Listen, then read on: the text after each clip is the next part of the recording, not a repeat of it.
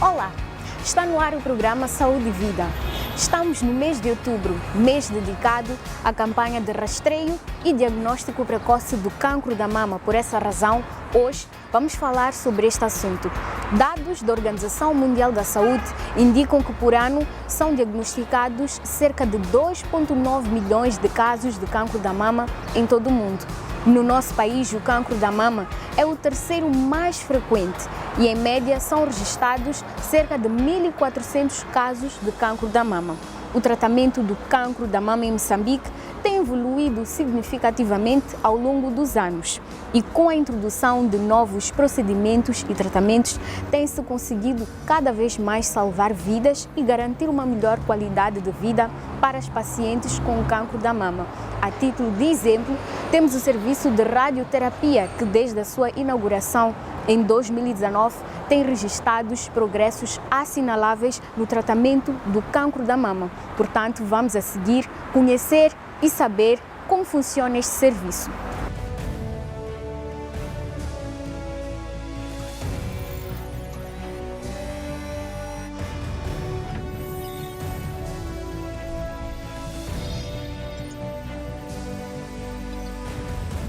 Este serviço era um serviço que até o ano passado não estava disponível para muitos dos nossos doentes com cancro, mas a partir de agosto de 2019 começamos com os primeiros tratamentos e já fizemos um ano de tratamento com radioterapia em doentes com cancro. Falando a propósito do serviço, é um serviço devidamente equipado, com aparelho moderno e de alta tecnologia. Temos técnicos também treinados fora do país. Este serviço de radioterapia é um serviço que trata essencialmente doentes com cancro.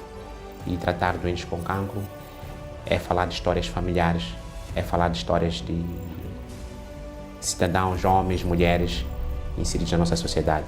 O cancro é uma doença que, uma vez diagnosticada, ela tem um impacto muito grande, altera significativamente o estado emocional, não só fisicamente o doente que tem essa notícia. Entretanto, esta doença também tem impacto na família do próprio doente. O principal desafio é a informação sobre cancro. Ainda precisamos expandir muito para todos os cantos do país a informações básicas sobre o cancro. Neste exato mês de outubro, falamos basicamente do cancro da mama. Entretanto, podemos falar também do cancro do colo do útero, que é uma realidade nossa. O tratamento para o cancro da mama, ela obedece 3 grandes pilares. Dizer que, para além desses pilares, existem outras intervenções ligadas ao diagnóstico e ao tratamento, mas os 3 grandes pilares fundamentais no tratamento, que têm que ser oferecidos com obrigatoriedade, isto quase é uma obrigação de quase todo o governo oferecer esses tratamentos aos doentes, é a quimioterapia, a cirurgia e a radioterapia. No nosso país, felizmente hoje, podemos oferecer as 3 modalidades principais de tratamento para o cancro, e estes tratamentos são escolhidos com base em reuniões multidisciplinares, chamados os grandes colégios médicos de oncologia, em que reúnem-se profissionais de várias áreas, a área cirúrgica, os psicólogos, anatomopatologistas que ajudam no diagnóstico, o cirurgião, o médico oncologista, o médico radio-oncologista, o médico radiologista, entre outros, com vista a dar a melhor opção de tratamento àquela doente dentro daquilo que é a realidade do doente, individualizada e contando com os recursos localmente disponíveis. A radioterapia é um tratamento de precisão. Não se pode fazer uma radioterapia de todo o corpo do indivíduo, salvo exceções já conhecidas, mas no geral a radioterapia é orientada para um local. Vamos usar uma radioterapia para o olho, radioterapia para o lábio, radioterapia para a orelha, radioterapia para a mama, radioterapia para o colo do útero, radioterapia para a certa porção do pulmão, de formas que aquela área afetada, que tem que ser uma menor área possível, beneficie de um tratamento tecnológico, mas com alto grau de precisão, com vista a eliminar aquela doença e devolver o indivíduo a um estágio tanto mais saudável possível. tratamos já várias doentes, temos cerca de 50 doentes, 40 doentes tratados no ano passado. E este ano praticamente replicamos o volume de doentes tratados. Estamos com cerca de 100 e pouco, quase 110 doentes tratados apenas este ano, para o mesmo período de tempo. E isto dizer que mostrar não só a curva de aprendizado interna dos nossos quadros, mas também a capacidade de evasão daquilo que é a nossa demanda, aquilo que é a solicitação para os doentes com cancro, vindo tanto dos outros serviços, vindo do hospital ou vindo da população no geral. Os tipos de tratamento do cancro da mama são variados, tal como a radioterapia.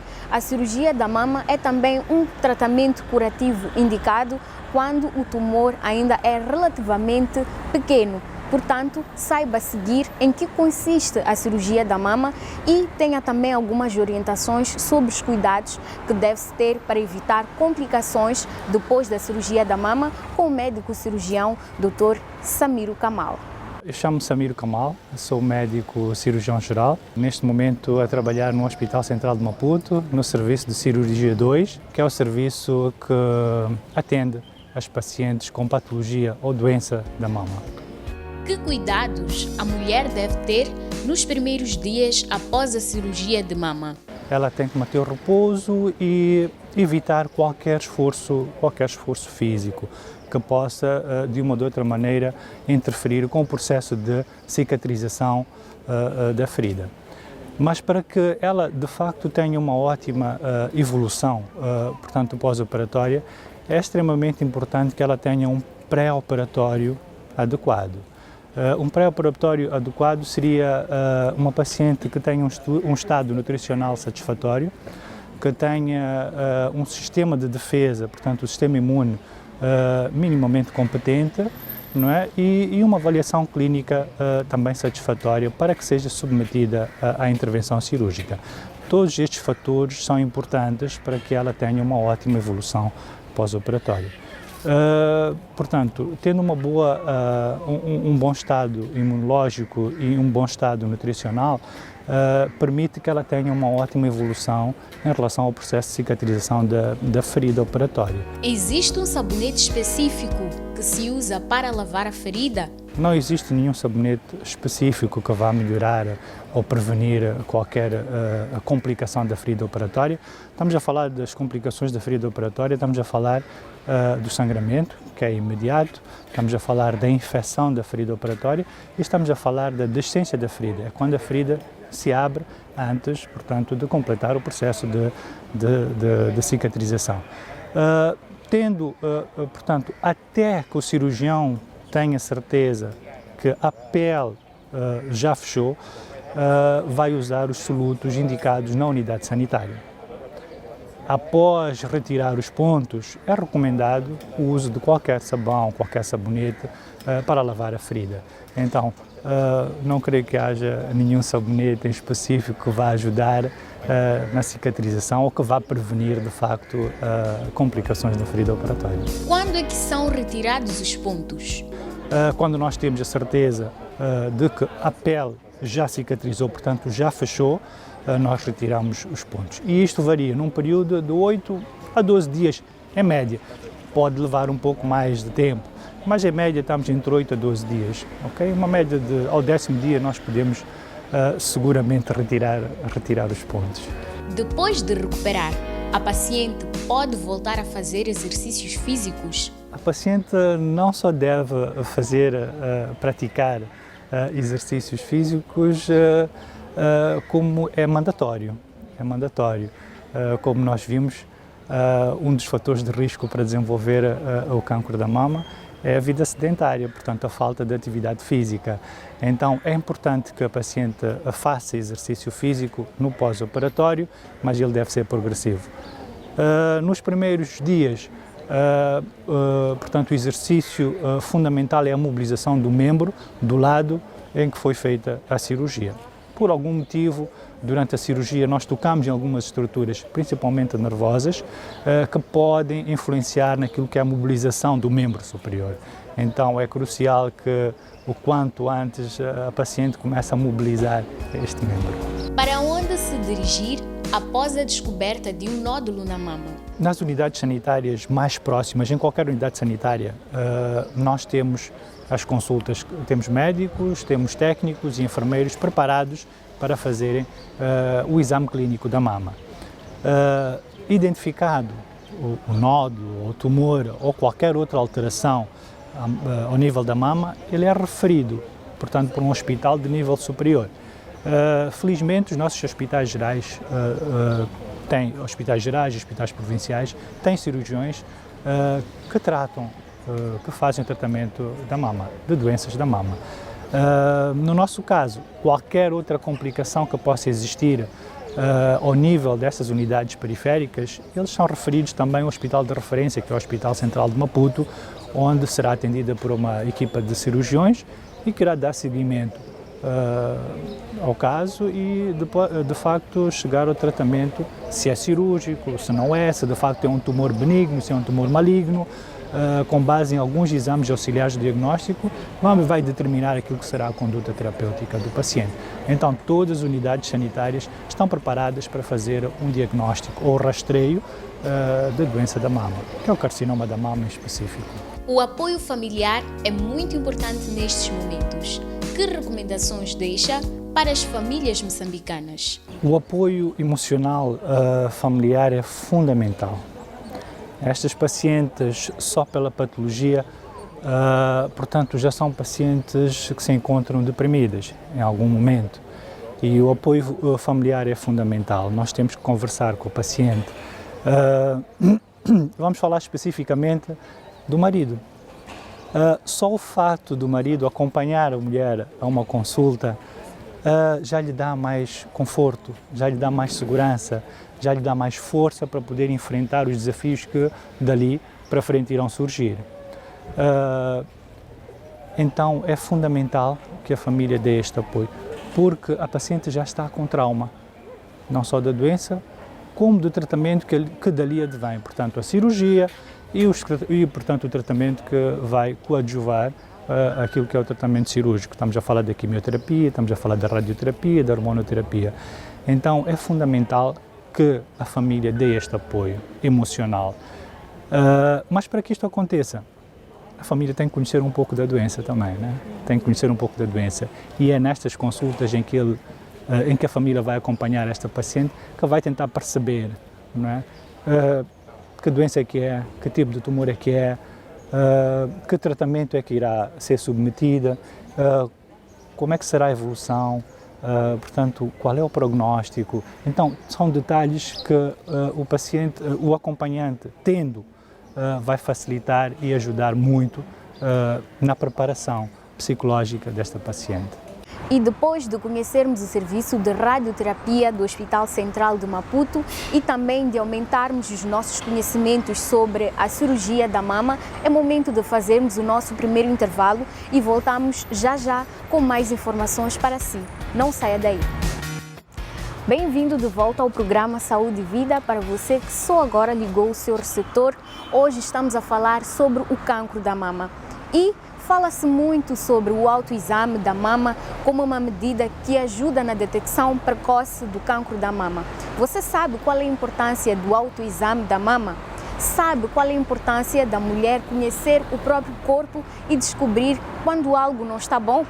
Saiba a resposta destas e outras perguntas a seguir na entrevista com a doutora Cesaltina Lorenzoni, médica patologista e chefe do Programa Nacional do Controlo do Cancro da Mama. Hoje estamos à conversa com a doutora Cesaltina Lorenzoni, é médica patologista e é quem vai conversar conosco hoje sobre este tema que é o cancro da mama. Olá, doutora, seja muito bem-vinda ao Saúde e Vida.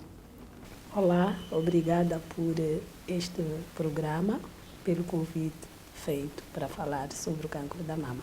Certo. A doutora Cisaltina, sabemos que o cancro da mama é o cancro mais frequente na mulher em todo o mundo e nos últimos tempos este cancro está presente até nas mulheres mais jovens com menos de 30 anos de idade. O que é o cancro da mama e como é que surge este cancro? O cancro da mama é devido ao crescimento anormal de células do tecido mamário. E estas células crescem de uma forma descoordenada e se este crescimento não for estancado, elas continuam a proliferar e invariavelmente podem criar metástases e morte. Então, este crescimento das células do tecido mamário pode resultar por dois motivos gerais, por motivos hormonais ou também por alterações genéticas. Sendo assim, os cancros divididos em cancros que são cancros esporádicos, que estão associados a alterações hormonais, ou cancros hereditários que estão associados a alterações genéticas. E falando dos fatores de risco para o surgimento do cancro da mama, sabemos que existem os fatores de risco não modificáveis, que são os fatores de risco genéticos, que têm a ver com hereditariedade, e tem aqueles que nós podemos modificar no nosso dia a dia, que têm a ver com o nosso estilo de vida. Quais são? A doutora pode nos explicar? Fatores de risco são fatores de risco que estão ligados a fatores genéticos, a história de vida reprodutiva da mulher, a idade e também a vida, o estilo de vida. Então, vou agora detalhar estes fatores de risco.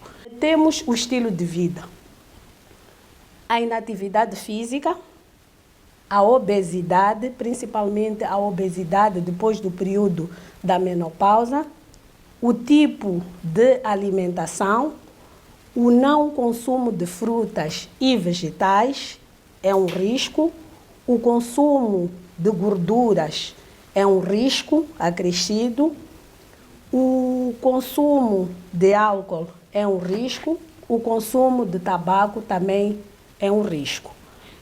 Para além disso, as mulheres que correm mais risco são aquelas que também já tiveram um cancro de mama na outra mama. A história familiar, isto é, uma mulher que tem parentes do primeiro grau, como mãe, tia, irmã ou outros parentes como avó, prima, corre um risco muito mais acrescido em relação à população no geral. A história reprodutiva da mulher é a exposição durante longa vida de hormônios, principalmente do hormônio de estrogênio, que contribui para o crescimento das células da mama. Isto é, as mulheres que têm a menarca, isto é, a primeira menstruação cedo, antes dos 12 anos, correm mais risco. As que têm menopausa tardia, depois dos 55 anos, correm mais risco. O fato da mulher ter filhos depois dos 30 anos, em relação às mulheres que têm filhos antes desta idade, correm mais risco devido ao fato de que quando a mulher tem filhos, supõe-se que é naquela altura onde há uma quebra da proliferação para a modificação celular. E também as mulheres que amamentam, elas ficam mais beneficiadas a amamentarem os seus filhos e durante muito tempo protegem-se assim do cancro da mama. Muito bem, e fala-se muito do autoexame da mama como uma medida que ajuda a fazer o diagnóstico precoce do cancro da mama. Qual é a importância deste autoexame? É muito importante realizar o autoexame e é recomendado que o autoexame se inicie a partir dos 20 anos e se faça entre o terceiro e quinto dia depois do período menstrual E para as mulheres que já não menstruam, elas escolhem um dia fixo do mês para realizar este autoexame. Isto é, o autoexame significa que, primeiro, a mulher deve conhecer o seu próprio corpo, de uma forma geral. Neste caso específico, deve conhecer as suas mamas. Então, uma vez por mês, ela, ou durante o banho, em frente ao espelho, deitada, deve palpar as mamas nos diferentes quadrantes da mama, à procura de alterações, que essas alterações podem ser alterações como nódulos, podem ser palpáveis, alterações como ulceração, né, a nível da mama, no geral, a nível do mamilo. Deve também aproveitar, espremer os mamilos para ver se há saída de uma secreção e principalmente se essa secreção for assim de cor, se for sanguinolenta ou se tiver uma cor mais espessada, mais escura. Deve palpar as regiões axilares, porque é lá onde se desenvolvem as primeiras metástases do cancro da mama. Para além disso, deve olhar fora da palpação, deve fazer a inspeção no espelho. Isto é, a inspeção para ver como é que estão as suas mamas em relação às assimetrias, se tem uma mama maior do que a outra, se tem uma tumoração, se tem um enrugamento e se esse enrugamento é um enrugamento persistente que dá aparência como se fosse casca de laranja. Bom, sabemos que muitas vezes o cancro da mama não dá nenhum sinal e nenhum sintoma. A mulher vive anos e anos e não tem como saber se está diante de um cancro da mama. Como é que nós podemos identificar, como avaliar a nossa situação perante esta situação assintomática, podemos assim dizer? Aderir às consultas de rastreio e detecção precoce do cancro da mama. Nestas consultas temos a possibilidade em que um clínico nos faça o exame clínico das nossas mamas. Para além desse exame clínico, há outros exames também que são feitos, como a mamografia, dependendo do caso, dependendo da idade, dependendo da suspeita, a ecografia da mama, a biópsia da mama no caso de suspeita. Esta biópsia pode ser feita uma punção aspirativa com agulha fina, na qual nós tiramos células para fazer um diagnóstico e depois faz-se uma biópsia para a sua confirmação. E qual é o acompanhamento dado a esta mulher que é diagnosticada com cancro da mama? Estamos a falar de tratamento e por aí em diante.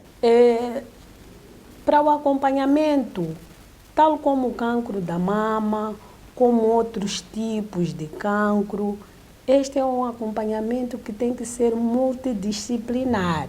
Até não começa só depois do diagnóstico, é antes até do diagnóstico.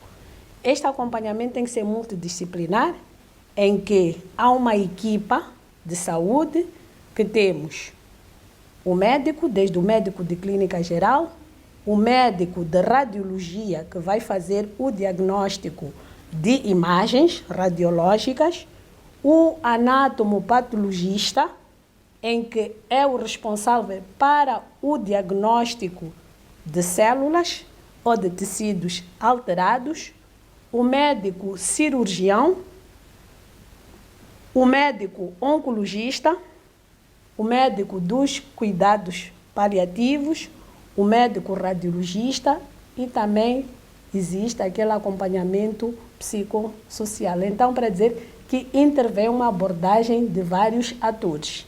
Ou seja, e estes devem estar interligados entre si, não só com o paciente, mas também com a família que vai dar maior apoio a esta doente que tem o cancro da mama.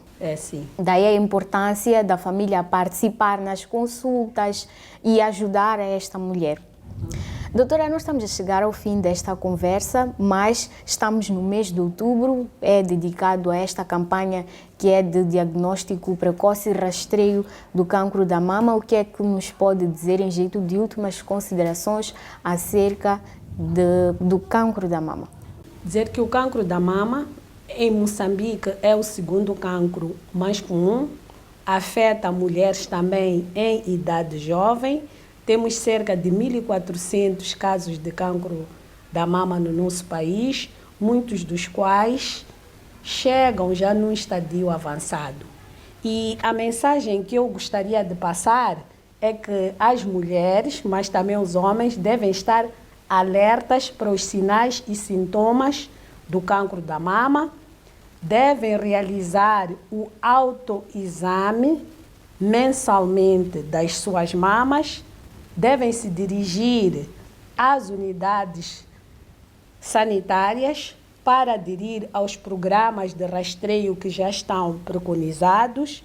Deve-se evitar os fatores de risco, que são fatores de risco modificáveis, que nós já falamos: a inatividade física, o consumo do álcool, o consumo do tabaco e o consumo de alimentos que não sejam saudáveis. Muito bem, muito obrigada, doutora Cisaltina Lorenzoni, pelas suas explicações, pela sua disponibilidade e por ter também aumentado o nosso conhecimento sobre esta matéria que preocupa Moçambique e não só, que é o cancro da mama. E nós esperamos contar com a presença e a ajuda da doutora numa próxima oportunidade. Muito obrigada. Bom, e assim foi esta conversa que tivemos com a doutora Cisaltina Lorenzoni, médica patologista. Receber um diagnóstico de cancro da mama não é fácil.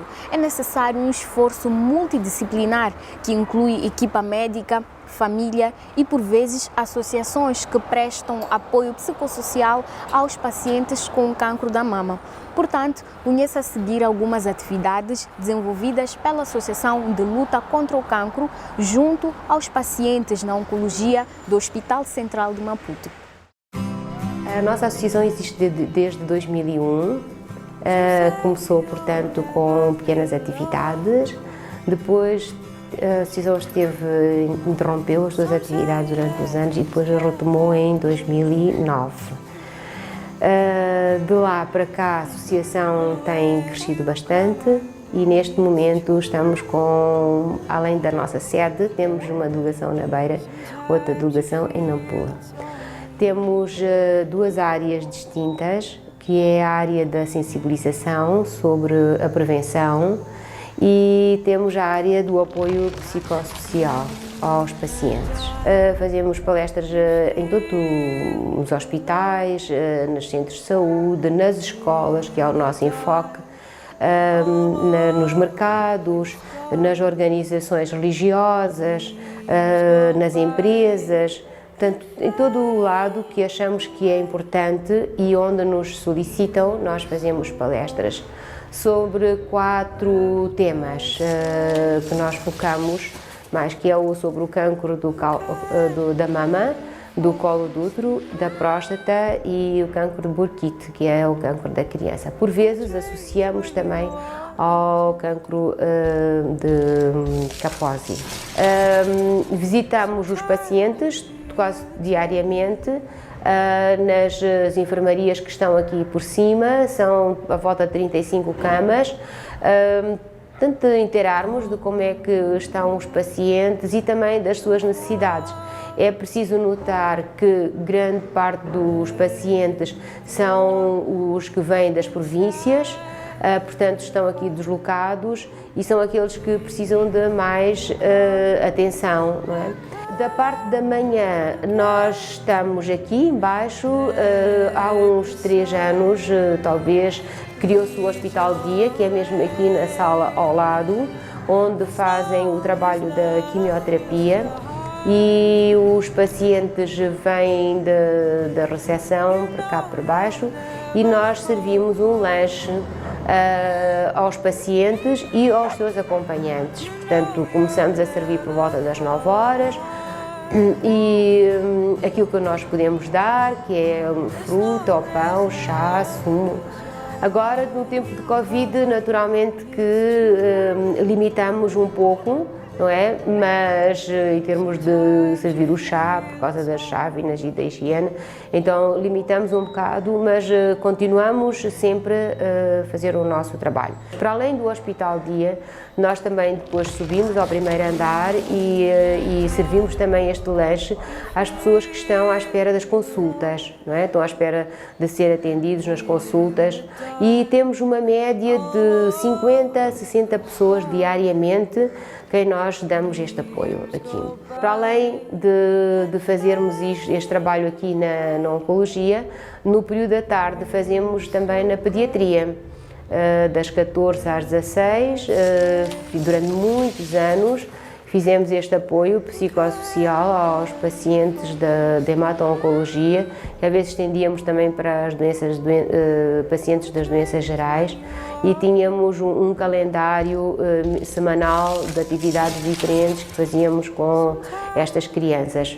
Este mês de outubro, desde sempre que nós estamos aqui na associação, nós lembramos este mês de outubro com imensas atividades, como já disse, imensa sensibilização sobre o cancro. A mensagem que nós passamos sempre, seja nas palestras, seja noutras oportunidades que temos, é que as mulheres devem fazer mensalmente a palpação das mamas para ver se notam algo diferente do que viram no mês anterior. E se verificarem que tem alguma coisa diferente dentro daqueles 7 ou 8 sinais que existem e que nós transmitimos quais são, devem imediatamente procurar o centro de saúde mais próximo. Não esperar que a sua mama atinge dimensões, portanto, já no estado avançado da doença, e que muitas vezes, quando chegam aqui ao hospital, já chegam num estadio, portanto, bastante avançado e chegam tarde, já muito pouco se pode fazer. Bom, são instantes finais do programa Saúde e Vida, edição de hoje. É necessário que você, querido amigo telespectador, tenha consciência que a mama é um órgão de grande simbolismo para as mulheres. Portanto, devemos todos lutar contra o cancro da mama. Chegamos ao fim desta edição de Saúde e Vida. Já sabe que pode continuar a manter contato conosco através das nossas redes sociais e até uma próxima oportunidade. Tchau, tchau. Cuide sempre, sempre, sempre da sua saúde.